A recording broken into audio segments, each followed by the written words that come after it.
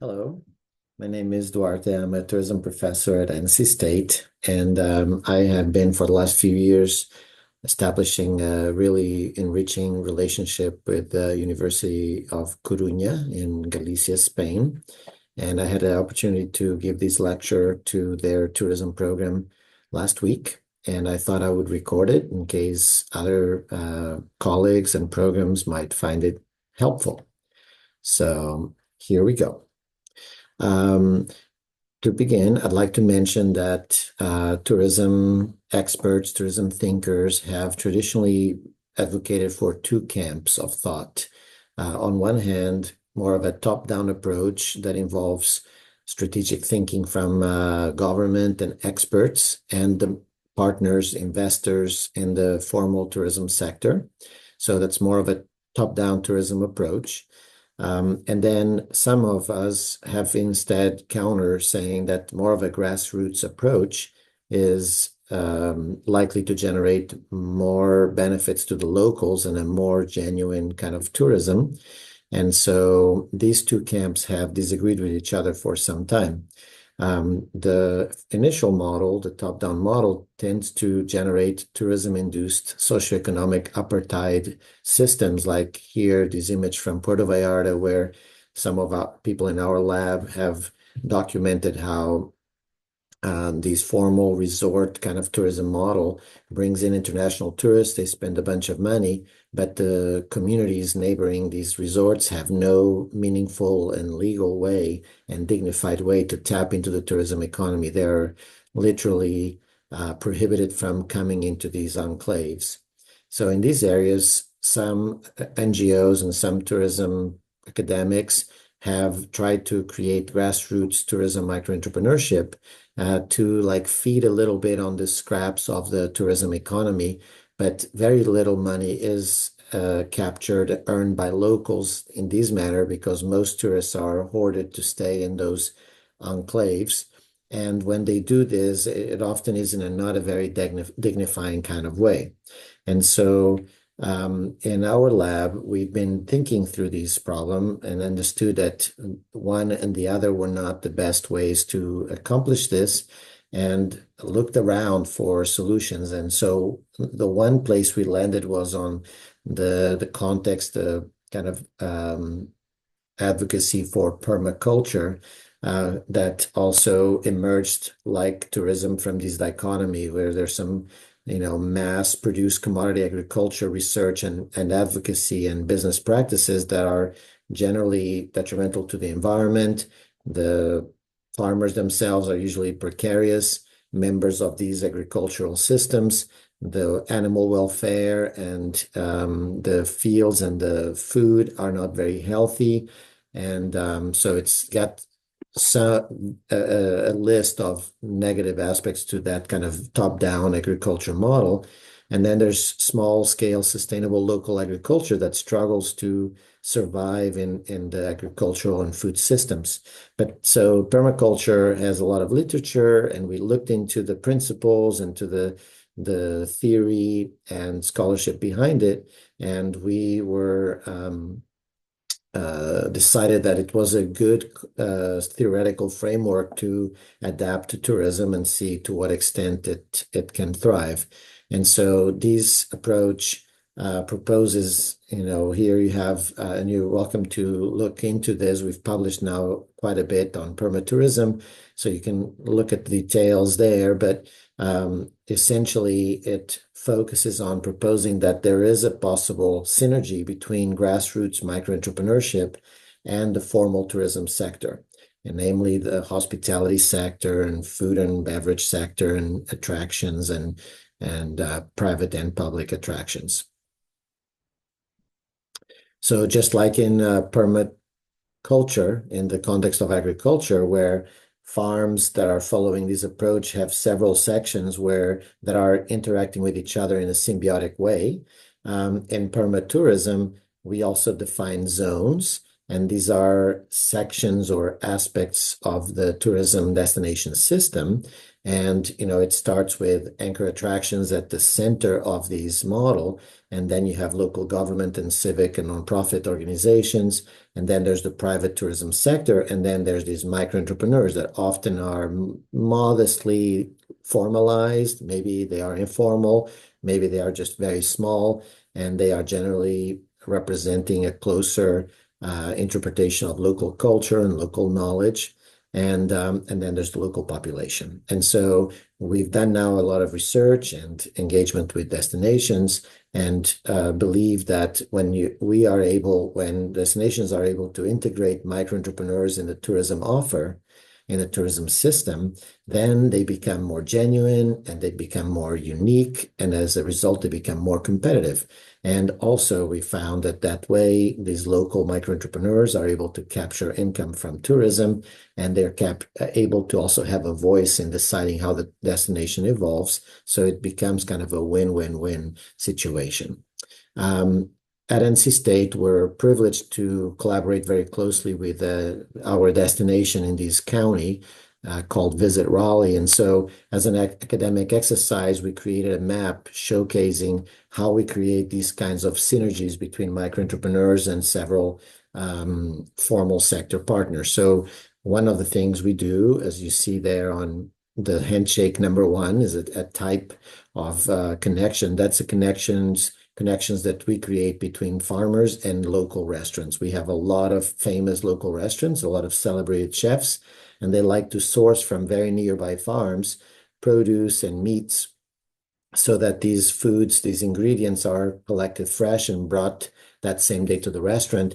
And then they're able to, elevate and celebrate that freshness and that organic growing kind of thing. So the product that these celebrated chefs are then working with brings a lot of flavor and a lot of uniqueness and a lot of localness. And so that's a big part of why these chefs are very famous, and we are a well-known food tourism destination. Then we also have identified and facilitated several relationships between the micro entrepreneurs and local government organizations. The second handshake on the map shows examples where farmers are welcomed to farmers markets, and craft makers, creatives, artists are also invited to night markets and street markets. These things are organized and hosted by local government, and by doing so, the tourists, they get the access to these micro entrepreneurs that are genuine and unique and make their visit to this destination one of a kind. And then a third kind of relationship is with actual attractions. So the example we have on that map is a partnership between a sweet potato farmer and a local children's museum. And in this partnership, the museum creates these Play-Doh, making Play-Doh activity for children. And then the families can, after that, go to the farm and harvest sweet potatoes from the ground and play with them, handle them, just so that they see how the sweet potato can come from the ground, and then it can be used in a fun, creative way, which they can then do at home as well. And so on all of these, we've studied how everybody benefits from these situations. Let me give you a couple more examples of partnerships that we've established and developed and nurtured and studied. I'll start with these one between a local microbrewery and a nearby farmer that grows grain for barley, I think, and also hops, which are used to make Indian pale ales type of beer. And so we have facilitated these kind of experience where people go first to the farm, they meet the farmer, and they learn about how he takes a lot of passion and care and knowledge to grow grain, that is really good to make beer. And then also they growing hops, which usually beer makers have to buy hops that are dried and shipped from afar. And if this brewery uses fresh hops in one of their IPAs, that gives that IPA a special flavor. So then tourists go to the brewery and they enjoy touring the brewery, meeting the brewmasters, and tasting the beer. And so that makes their visit to this area so unique because they're not just buying a beer that's standardized and is the same everywhere. Even if it's very good, it's the same everywhere. It can be found in grocery stores. But now they actually get to see the behind the scenes details on how to make a very unique local beer. We also work with a lot of farmers, and this is an example from a partnership between a farmer and one of North Carolina's and America's most famous chefs, Vivian Howard, who's a chef in a nearby rural region near to Raleigh. And so we facilitate package experiences where visitors visit Vivian Howard's region and they actually stay lodged at these farmers' farmhouse, like a short-term rental kind of situation, and they visit other farmers, and then they go for a fine dining experience at Vivian Howard's restaurant in that area, and they enjoy this delicious fine dining meal that includes mostly ingredients from the farmers that they just visited, making their experience once again very unique and beneficial to Vivian Howard, who's a very successful chef, and also to this network of farmers that sell her their produce and their meats. We thought that this was so special that we would even try to go further. And so we obtained some funding to create videos from across North Carolina. The destinations from across North Carolina saw the interest and the potential to highlight these connections between their chefs that are very famous and the farmers in their area. And so we call this project Fork to Farmer. And so it's like the idea of enjoying really good food and then also getting to meet the farmer. And so there's across North Carolina, and I'm sure around the world, some of these often invisible partnerships where the stars of these local food, gastronomy, tourism are actually the farmers that are producing really delicious food, but the chefs get a lot of attention. And because they're famous chefs everywhere, destinations can begin to try to highlight the farmers, the microentrepreneurs as well. So you can do a little search on YouTube for Fork to Farmer, and you'll find our playlist of about 30 videos from across our state. These videos were largely funded by each destination from the area, and P1T Lab was the curator of these videos, of all these videos, and several small filmmakers produced the videos. These are pictures of some of our amazing farmers. And so, as you can see, kind of our ethic is to elevate the visibility of these micro-entrepreneurs that are behind the tourism, food tourism strength of our state. And here you have some images of the marketing materials that we create in partnership with the destinations. Another project that we've pursued to elevate this partnership between micro-entrepreneurs, and in this case is with the lodging industry, is called the Vacation Supported Agriculture model. And so for this project, we formed or collaborated with groups of farmers near popular destinations that have a lot of short-term vacation rentals. A lot of them were in the coast, as you will see in this diagram. That's the map of North Carolina, and each of those little black and white pictures are groupings of farmers that collaborated to make product available in the summer from mid-May to the end of August, mid-September some years. And so we piloted it in 2018, and the project's just getting more and more farmers involved and more vacation home rental companies involved as well. The companies, their role was to tell their guests that are renting these homes that if they want to pre-order a bag of produce from local farmers, they can go to this website that People First Tourism created, and they can order and pay for those bags of produce. So a lot of the sales happened in April and into May for vacation weeks, many, several months ahead. And the project worked really well. The farmers allowed us to study them and listening to them. And the destination hospitality organizations were super happy. And after about 5 or 6 years of having grant money to pilot this project and scale it and support it, um, then, we kind of stepped back, and to this day, still three of these big markets, the most successful markets in the coast of North Carolina, continue to exist, offering pre-purchased, pre-ordered local produce to vacationers. And these are some pictures of the farmer groups themselves that aggregate the product. These are from two different groups, where then each week of summer they come together on Fridays in a designated area, and the farmers bring their produce, and then the aggregators put them into these insulated bags and onto coolers, and then on Saturday morning, each week of the season, they would go off and distribute them to the vacation homes.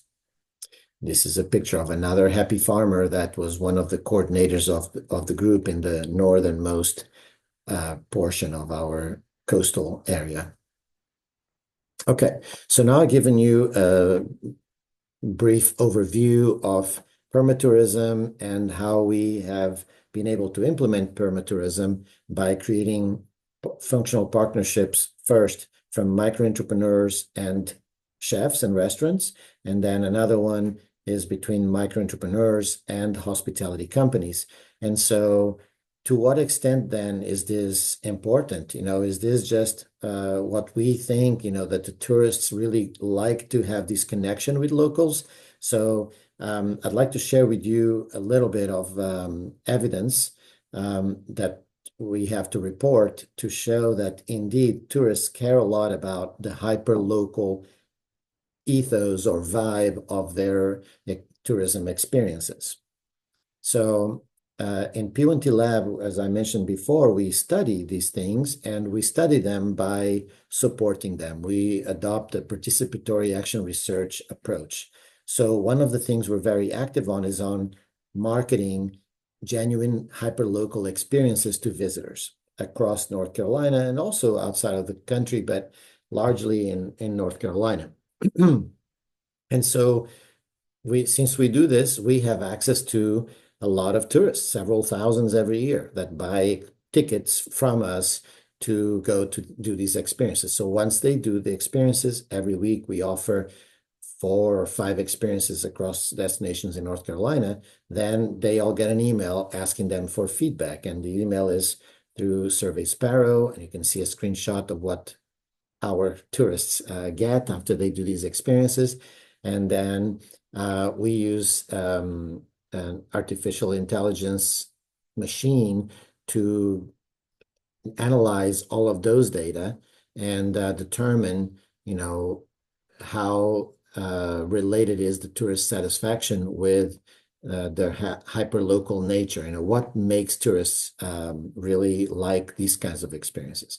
So the first piece I can share with you is that the tourists rate, how satisfied they are, how delighted they are. And you can see over there that 95%, 94% of the people that buy these tickets are either extremely satisfied or very satisfied, 4 or 5 out of 5. And then what we were able to determine is to ask the machine, what are these tourists talking about when they rate the experience very highly? And on the right, you can see that what they attribute their high satisfaction to their experience is very much connected to the local characteristics of the guide, to the guide being a local and being representative of local knowledge and giving them access to local passions and local places. And you can then peruse through those quotes. They're just exemplary quotes, power quotes to express this. And also, we want to know to what extent are these tourists that are very satisfied giving us feedback saying that they really liked it because of these experiences got them in touch with hyperlocal culture and hyperlocal people. And so you can see there we're able to separate the visitors from the residents that take these experiences. So this is data from only people that have participated in People First Tourism experiences. And in our experiences, generally about half of the people that participate are from way out of town, out of this county. And the other half are people from around here that from around where the experience happens that are rediscovering their community and getting in touch with aspects of the community that they didn't know very well. And so you can see in those charts, the people that are residents, they are talking a whole lot. About half of the ones that make comments are making comments about how local it is. And the tourists that are from far away, about 16% of them are focusing on these kinds of issues. And you can see there how they speak about it. And so you can see that they speak about how they appreciate being connected with authentic local culture and things like that. They could just talk about how happy they felt, how distracted they were, how predictable the experience was, or how much fun it was. And some of them did talk about that, but some spoke directly about the hyperlocality of the experience. All right. So these evidence provides some support to the notion that the market, tourists really do want to do genuine hyperlocal things. Okay. Now, taking a side step, so that's one big piece of insight. Another piece of insight I'd like to delve into with you is that according to Jenkins and many other researchers, including people in our lab, we believe and we've found support that when a destination is portrayed in a certain way through promotions, it creates a certain image. And then that image affects the kind of tourists that come to visit. And it affects what they're looking for when they come to visit. And then as a result, that shapes the kinds of opportunities local people have to make money from tourists, right? Because if they come looking for, in this case, hyperlocal experiences, then they will look for them. And when they find them, they will spend money on them. And so hyperlocal microentrepreneurs are able to make a living from it. But if a destination is never promoting its locals, its genuine culture, then nobody's going to come to your destination to experience those things. So the locals have no chance to sell them anything because they're content doing, fantasy, hedonism, and things like that the locals cannot offer. All right. So if we want to have opportunities for locals to develop microtourism businesses, selling experiences, then the destination must be promoted with that focus. So to what extent are destinations promoted in that manner? Are the promotions of a destination from the destination organization itself and from influencers, are those promotions, those narratives directing tourists to the same very over-tourism visited places, or are they telling tourists to go off the beaten path and explore these authentic, more peripheral places? Okay. B, are the destinations telling them to support local businesses or not? Are they alerting the visitor that, ooh, there's this really cool local place to eat, or there's this cool local tour that you can do? Or there's a nice local artist that you could get some genuine local art. And then C, are those promotions encouraging tourists to seek connections with the locals and with the local culture? Are they equipping them and priming them to be seeking those things? So since you all are from Galicia, we thought we would give you an example of how this applies to the Camino de Santiago. And so this is how we approached that examination. First, we interacted with some of your professors from Galicia and from Portugal and asked them to give us examples of web pages, local government or web influencers, blogs and such, that are describing and promoting and bringing attention to the Camino de Santiago. Then we have a machine that we can instruct to crawl those websites and gather up all that information in the page itself, and then follow links and gather that information, then follow links and gather that information. So that generated a huge amount of data. And then we stored those data and we plugged it into our augmented intelligence machine and asked the machine to filter out only the texts that are in English because our machine only can speak English at the moment, but we're trying to overcome that barrier. All right. So we now have all of these pages that started from the hints from the local experts, and we have all of that text in English, okay? And then some of these pages are just directories pointing people to other resources, and the machine was able to detect those and eliminate them. And then some pages just have a lot of photos and images and stuff like that, and hyperlinks. They don't have substantial content, so those were eliminated as well. So at that point, then we had our primary core data set, and analysis uh, started in earnest. Okay. Then we trained our machine to qualitatively analyze the themes on the data, to rate how hyperlocal the narratives were, to find the locations that are mentioned in those narratives, and to convert all of those data to numeric data, like rating data or yes or no kind of data. Okay. And then we created a dashboard to visualize those findings. And so the first thing I have for you is a mapping of the locations that are mentioned on English language web narratives about the Camino, both in direct promotions from the destinations and also from influencers. So maybe all that's said out there on the web, all that tourists can find when they are doing research about the Camino, we have those data, and these are the destinations that are mentioned. So we had about 1,500 articles, and you can see that Sarria was mentioned 130 some times, and 130 some articles spoke about Sarria, which was the location that was most mentioned in all of these web narratives. And then in the map, where you have the little blue boxes, and the darker they are, the more the place was mentioned. And you can see that there's some popular places, Sarria, Roncesvalles in the east, Astorga, now and Sobredo, and which are in Galicia. Pamplona is back into the beginning of the Camino in the east, and Burgos is kind of a third of the way through. Those are the very dominant destinations mentioned in these promotions. Okay, so the smaller communities along the way are not mentioned. So the pilgrims, and the turigrinos, when they are thinking about their trip and when they're doing their experience, they are not primed to stop in very small, quaint little places and experience those places. They are just being told about the places that some might argue are becoming saturated. Okay.